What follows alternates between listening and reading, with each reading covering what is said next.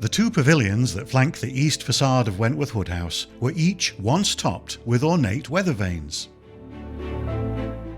In February 2021, we removed the weather vane from the north pavilion to allow us to undertake repair work to the roof. Whilst it was on the ground, we cleaned and regilded it, and in June it was returned to its original position following completion of the roof repairs.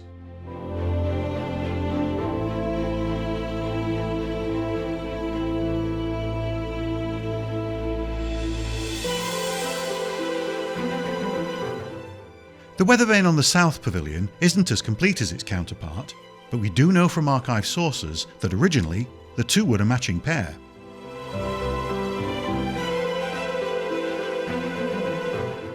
The surviving section was removed to allow repairs to the South Pavilion roof to begin, and it's currently in store at the house. It's only when you get close up to the weather vanes that you realise just how big they are. This central ball was made of lead, and the decorative elements that were on top, these were all made out of iron. Each of the weather vanes weighs about 340 kilograms, so that's well over 50 stone.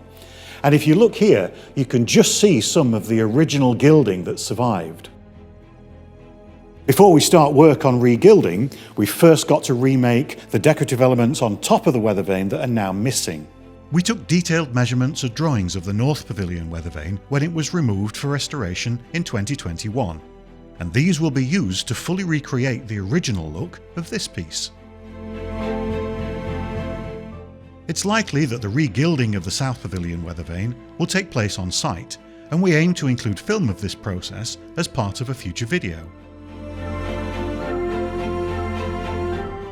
Hopefully, by the summer of 2022, the facade of Wentworth Woodhouse will once again be graced by two beautiful and fully functioning weather vanes.